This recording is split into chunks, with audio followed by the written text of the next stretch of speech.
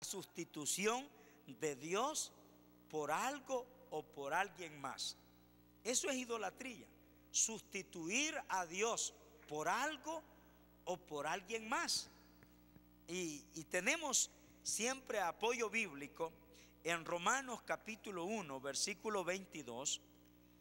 Romanos capítulo 1, versículo 22 al 25. El apóstol Pablo, otra vez hablando acá, dice: profesando ser sabios, se hicieron necios y cambiaron la gloria del Dios incorruptible, es decir, del Dios que es eterno, el Dios que no muere, el Dios que no cambia, en semejanza de imagen de hombre corruptible, de hombre degradable, de hombre que se desintegra, de hombre que deja de existir, de hombre corruptible, de aves, de cuadrúpedos y de reptiles, por lo cual también Dios los entregó a la inmundicia en la concupiscencia de sus corazones, de modo que deshonraron entre sí sus propios cuerpos. Dice el 25: ya que cambiaron la verdad de Dios por la mentira, honrando y dando culto a las criaturas antes que al Creador, el cual es bendito por los siglos de los siglos. Amén. Vea qué detalle importante, amigo y hermano. Dice que cambiaron la verdad de Dios por la mentira, honrando y dando culto a las criaturas antes que al Creador, el cual es bendito por los siglos de los siglos. Entonces, la idolatría es eso: cambiar a Dios por algo o por alguien más. Y ese alguien más o ese algo más puede ser, por ejemplo, en la antigüedad, y hoy en día se da, que la gente adora las estrellas, la gente adoraba al sol, la gente adoraba la luna, la gente adoraba todos esos planetas, les rendía culto. Hoy en día alguien dirá: eso ya no existe, pero ¿cómo no? Hoy con eso del zodíaco, con eso de los signos zodiacales, la gente vive pendiente que qué dice mi signo de mi tiempo en que yo nací, a ver qué me dice.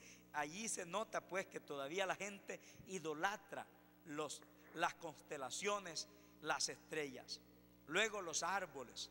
En los tiempos antiguos la gente se iba a las montañas y allá, cuando veían un árbol grande, un árbol frondoso, lo adoraban. De ahí vino también la costumbre ya más moderna de inventarse lo que es el árbol de Navidad, porque es un árbol frondoso en comparación con las figuritas que le colocan debajo a ese árbol. Es un árbol grandísimo. Entonces, las montañas, la gente adoraba las montañas, la gente adoraba las piedras, los ríos. Por ejemplo, en Egipto el río Nilo es un dios para ellos. En otros países también, como en la India, sus ríos son sagrados, los consideran dioses, porque para ellos, como el río les provee de alimento y les hace producir la tierra, para ellos es un dios ese río. Pero nosotros por la palabra entendemos de que solamente hay un Dios eterno al cual hay que adorar, y que no hay que adorar toda su creación ni sus criaturas. El dinero, los bienes también del ser humano se convierten en algo para adorar, y luego las pinturas, las imágenes que los hombres crean, ¿verdad? Allí está el carpintero, allí está el dibujante, y dibuja aquella imagen tan bonita, tan colorida, y le ponen nombre. Bueno, dice: este es San Pedro, este es San Pablo, este es la Virgen tal. Y viene la gente idólatra, emocionada con aquella figura pintada en aquel árbol o en aquella piedra, y empieza a rendirle culto, a rendirle veneración. Entonces eso le desagrada al Señor, y eso es una mundanalidad. Practicar idolatría es una mundanalidad que corrompe el alma. Luego, ese alguien más, porque dijimos que puede ser algo o alguien más, ese alguien más puede ser un santo o una santa. Quizás para tener una idea de lo que es un santo, veamos lo que dice Hechos capítulo 10. Hechos capítulo 10. Aquí tenemos a un hombre piadoso, a un hombre que creía en Dios, pero que no conocía a Jesucristo como su Salvador. Él no era cristiano, no era cristiano. Y estamos hablando de este hombre llamado Cornelio, un centurión romano. Y vea lo que dice la palabra del Señor. En el capítulo 10 de Hechos, versículo 24, dice: al otro día entraron en Cesarea y Cornelio los estaba esperando, habiendo convocado a sus parientes y amigos más íntimos. Oiga eso, Cornelio estaba esperando la visita de un santo de Dios, el apóstol Pedro, porque todos los que hemos aceptado a Cristo, la Biblia dice en 1 Corintios 1:2, llamados a ser santos, juntamente con los que en cualquier lugar invocan el nombre de Cristo. Todo aquel que acepta a Cristo es denominado santo, no porque sea un santo con una santidad directa, sino con una santidad ganada por Cristo. Cuando Él derramó su sangre en la cruz del Calvario, Él ganó esa purificación, Él ganó esa justificación, Él ganó esa santificación para nosotros en la cruz. Entonces aquí viene un santo a visitar a Cornelio. Y oiga lo que dice el versículo 25. Cuando Pedro entró, dice, salió Cornelio a recibirle y postrándose a sus pies adoró. ¿Qué le parece? Este hombre se sentía emocionado. Este hombre se sentía conmovido con la visita de aquel gran hombre de Dios, el apóstol Pedro, un santo del Señor.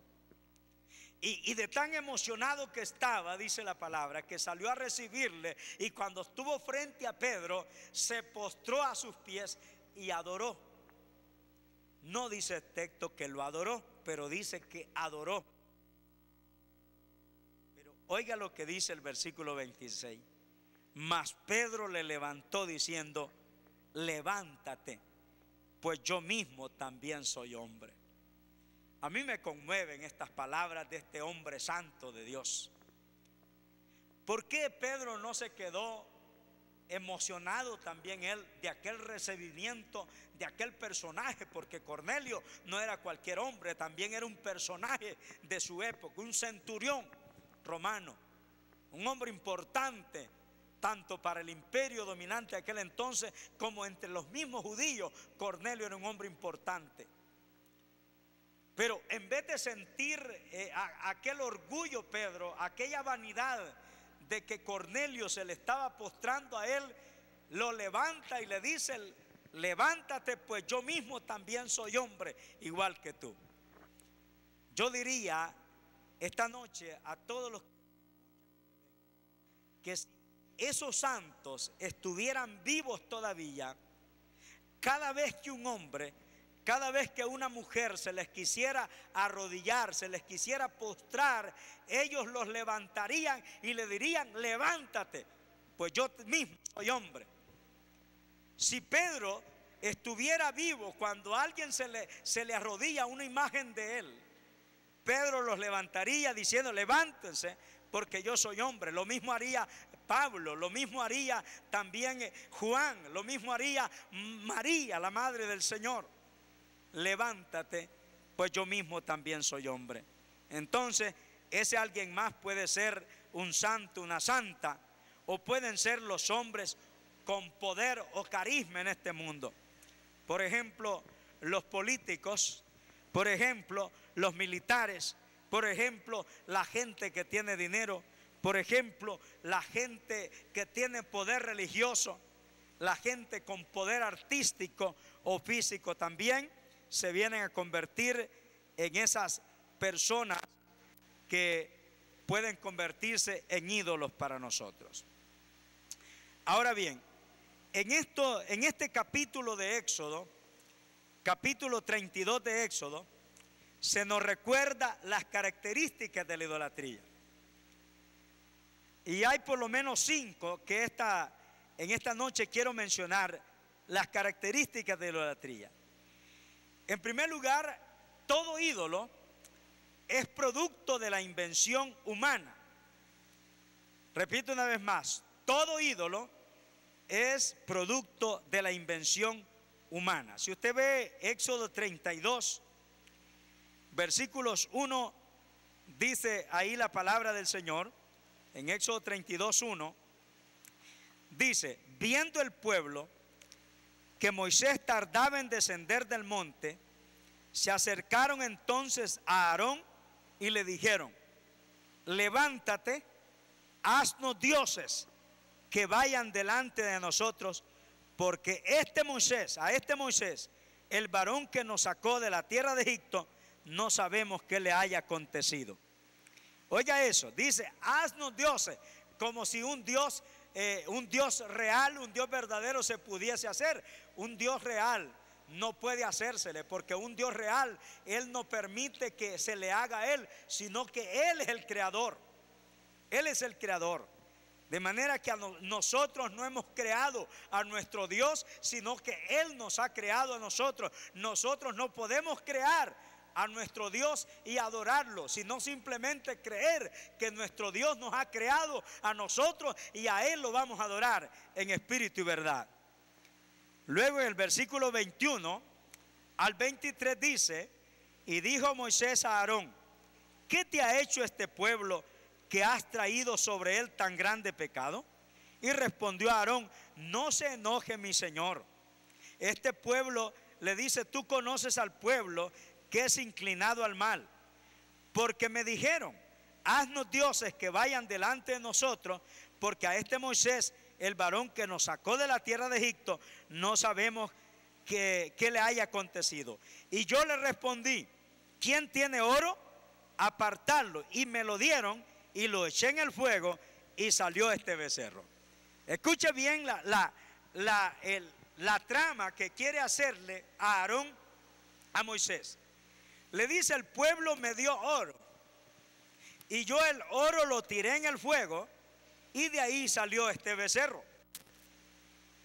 Entonces eso es un producto de la invención humana.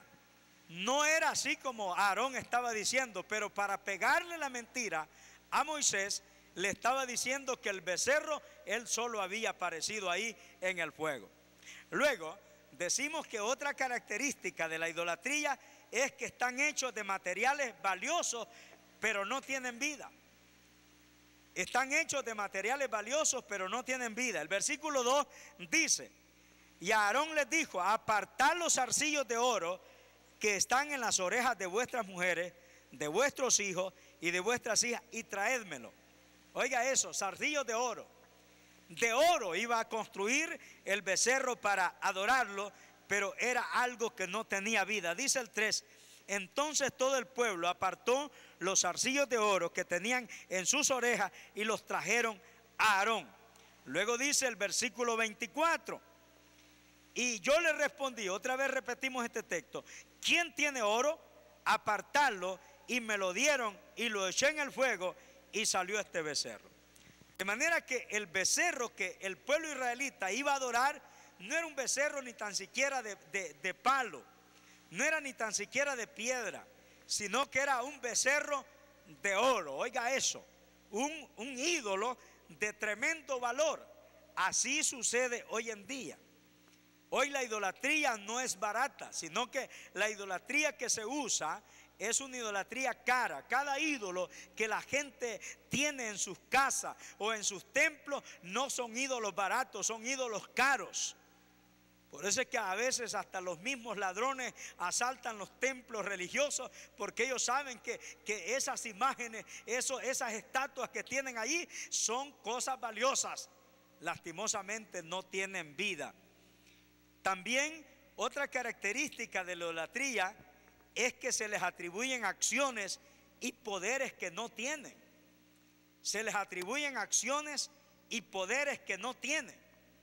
Si usted nota, por ejemplo, el versículo 4 dice que Aarón tomó de las manos de ellos el oro que le dieron y le dio forma con buril e hizo de ello un becerro de fundición. Entonces dijeron: Israel, estos son tus dioses que te sacaron de Egipto. ¿Cómo era eso que iban a estar creando un Dios y a la vez iban a estar creyendo que ese Dios que ellos habían estado haciendo hace algún ratito era el Dios que los había sacado de Egipto? Así pasa con la idolatría moderna. La gente le lleva al carpintero la madera, le lleva, es posible, a la persona que está allá en el penal y que le han enseñado a hacer figuras, y dice: háganme esta figurita de este santo, de esta virgen, y luego a los 2 días, a los 3 días que se lo han entregado, ya le están rindiendo culto, ya hay un baile, ya hay por ahí un rezo, y aquella imagen ya está al frente, venerándosele ya. Entonces, ¿por qué no adorar al Dios Todopoderoso y no estarle dando poderes a estos ídolos que no tienen? Pero la idolatría, así es, le atribuye acciones y poderes a los ídolos que no tienen.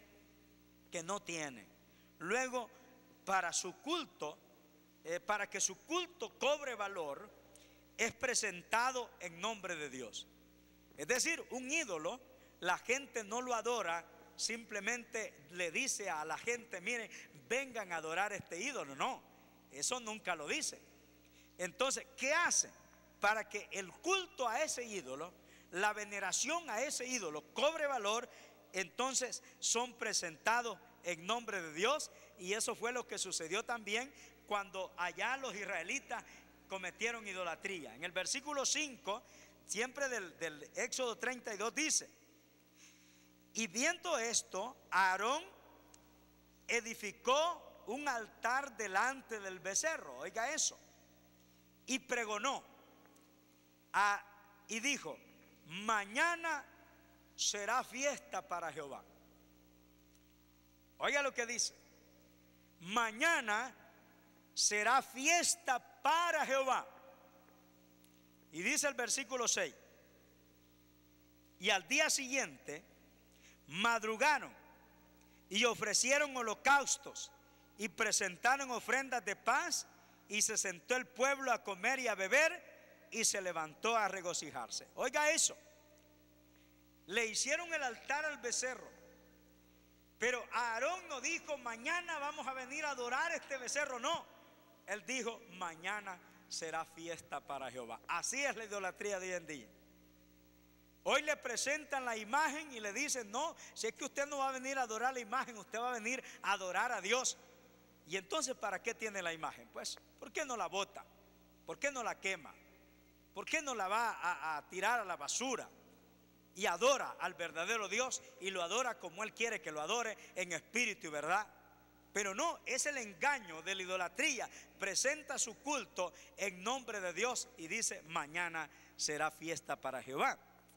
Y luego, pues, la idolatría promueve una devoción sin precedentes y siempre acompañado del regocijo o el placer o el desenfreno carnal. Porque dice que el pueblo se levantó a comer, a beber, y se levantó a regocijarse. Este comer y beber, usted no crea que era simplemente de comer comida normal y beber agüita. No, era ellos a trastornarse totalmente. Y es lo que sucede hoy en día también. Usted va a ver una fiesta patronal, ahí no se promueve más que pecado. Abunda más la cerveza, abunda más el licor, abunda más allá el homosexualismo, lesbianismo, abunda más el pleito, abunda más allí el problema. Entonces, ¿por qué? Porque no son fiestas para Jehová, sino para los ídolos. El apóstol Pablo dijo que el ídolo nada es. Pero dijo Pablo: yo no quiero que ustedes se hagan partícipes con los demonios, porque cuando el hombre le rinde culto o le hace ofrendas a un ídolo, está adorando a los demonios. Ahora, la idolatría, al corromper al alma, siempre tiene como consecuencia el castigo divino. Porque ese es el punto que más fuerte que tenemos acá, que la idolatría es una mundanalidad que corrompe al alma. Y al corromper al alma,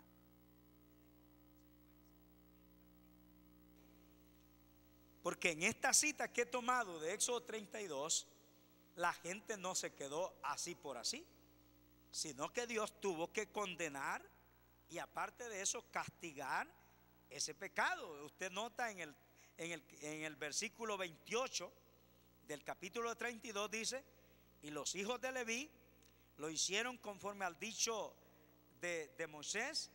Dice ahí el Éxodo 32, 28: y cayeron del pueblo en aquel día como 3,000 hombres. Aún leamos el 27, dice: y él les dijo: así ha dicho Jehová, el Dios de Israel: poned cada uno su espada sobre su muslo, pasad y volved de puerta a puerta por el campamento, y matad a cada uno, a su hermano y a su amigo y a su pariente. Y los hijos de Leví lo hicieron conforme al dicho de Moisés, y cayeron del pueblo en aquel día como 3,000 hombres murieron. Imagínense lo que causó esa rebelión, esa práctica de idolatría, la muerte, óigame esto, de como 3,000 hombres. Entonces Moisés dijo: hoy os habéis consagrado a Jehová, pues cada uno se ha consagrado en su hijo y en su hermano, para que él dé bendición hoy sobre vosotros. Y aconteció que al día siguiente dijo Moisés al pueblo: vosotros habéis cometido un gran pecado. Oiga, vosotros habéis cometido un gran pecado, pero yo subiré ahora a Jehová, quizá, oiga esa palabra, quizá le aplacaré acerca de vuestro pecado. Entonces volvió Moisés a Jehová y le dijo: oiga, qué hombre tan especial, Moisés. Te ruego pues que este pueblo que ha cometido un gran pecado, porque la idolatría es un gran pecado, en 3 veces ya vamos mencionando que la idolatría es un gran pecado, porque se hicieron dioses de oro, que perdones ahora su pecado, y si no, ráeme ahora de tu libro que has escrito. En otras palabras, bórrame, Señor, del libro que has escrito, porque si no perdonas a este pueblo, ¿qué me queda a mí? ¿Qué me queda a mí? Y dice: y Jehová respondió a Moisés: al que pecare contra mí, a ese raeré yo de mi libro. Ve pues ahora, lleva a este pueblo a donde te he dicho. He aquí, mi ángel irá delante de ti, pero en el día del castigo yo castigaré en ellos su pecado. Y Jehová hirió al pueblo porque habían hecho el becerro que formó a Aarón. Y Jehová hirió al pueblo porque habían hecho el becerro que formó a Aarón. Entonces la idolatría tiene un castigo grande porque corrompe al alma. En aquel día murieron como 3,000 hombres, dice el texto, y luego más adelante les esperaba un castigo más mayor por haber cometido este gran pecado. Quiero mencionar en esta noche el cuarto elemento que corrompe al alma, la cuarta mundanalidad que corrompe al alma, y es vivir en los pecados de la carne. Vivir en los pecados de la carne. En Proverbios 6:32 dice: el que comete adulterio es falto de entendimiento, corrompe su alma el que tal hace. El adulterio es un pecado de la carne y corrompe al alma. En Gálatas 6:19 se enumeran 4 pecados principales relacionados con la carne o el cuerpo. En Gálatas 6:19 ahí menciona el adulterio, menciona la fornicación, menciona la inmundicia, menciona la lascivia. Cuando hablamos de adulterio, estamos hablando de una persona que está casada, pero que quiere o está viviendo con una persona que no es su esposo o su esposa.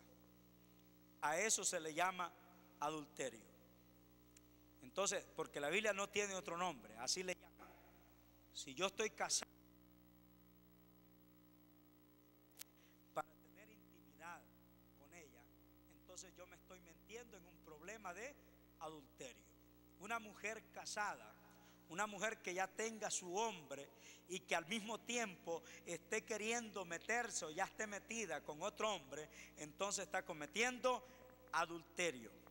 Luego menciona la fornicación. Fornicación es cuando una persona, un joven, una joven sin casarse, quiere estar conviviendo con otra persona en intimidad sexual, por supuesto.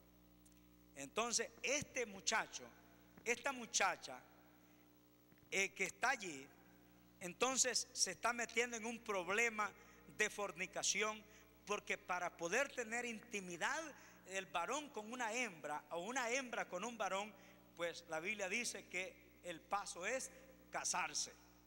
Y el apóstol Pablo fue más allá y dijo: mejor es casarse que estarse quemando. Entonces luego la lascivia estamos hablando de una suciedad mental y una contaminación física. Cuando hablamos de la inmundicia, es decir, que la persona empieza a cavilar pensamientos malos dentro de su mente, y de esos pensamientos empieza su organismo a activarse y a segregar en su cuerpo sustancias, ya que son parte de una inmundicia en su cuerpo. Entonces, pero luego viene la lascivia también, que le podemos llamar deseos desenfrenados o perversos. Los deseos desenfrenados es que, por ejemplo, si un hombre es normal que le guste una mujer, que le agrade una mujer, pero es anormal que al hombre ya le empiecen a agradar otros hombres, ya con ideas de tener una intimidad con ellos. O también una mujer, es natural que ella vea con agrado a un hombre, pero ya no es natural que vea con agrado a otra mujer con la idea de convivir en intimidad con ella, porque eso ya le estamos llamando lascivia. Ahora, el proverbista dice que el que comete este tipo de pecado, el pecado de la carne o el adulterio que él menciona, dice que es falto de entendimiento. Y quiero explicar las razones. ¿Por qué es falto de entendimiento? Porque la inmundicia es evitable. La inmundicia es evitable. En Mateo 5:27 hay unas palabras del Señor que Él explicó y dijo: oíste que fue dicho, no cometerás adulterio. Pero yo digo que cualquiera que mira a una mujer para codiciarla, ya adulteró con ella en su corazón. Por tanto, si tu ojo derecho te es ocasión de caer, sácalo y échalo de ti, pues mejor te es que se te pierda uno de tus miembros y no que todo tu cuerpo sea echado al infierno. Y si tu mano derecha te es ocasión de caer, córtala y échala de ti, pues mejor te es que se pierda uno de tus miembros y no que todo tu cuerpo sea echado al infierno. Cualquiera que mira a una mujer para codiciarla, dice, ya adulteró con ella su corazón. Entonces, a veces la inmundicia llega a la mente, porque más como está hoy el tiempo, hoy miramos, en el caso de nosotros los varones, miramos demasiada mujer casi desnuda. Entonces, eso crea, al estar pendiente de eso, crea un pensamiento continuo en la mente de aquella mujer, de aquella figura que nosotros vimos en aquella mujer. Pero dice el texto que cualquiera que mira a una mujer para codiciarla, ya adulteró. Entonces el Señor da la recomendación: si tu ojo te es ocasión, sácatelo. ¿Qué significa sacarse el ojo? Significa disimular. Es decir, usted, si no quiere vivir en inmundicia, tiene que apartar su mente. Y ya no digamos también si en la televisión aparece la inmundicia, entonces están aquellas imágenes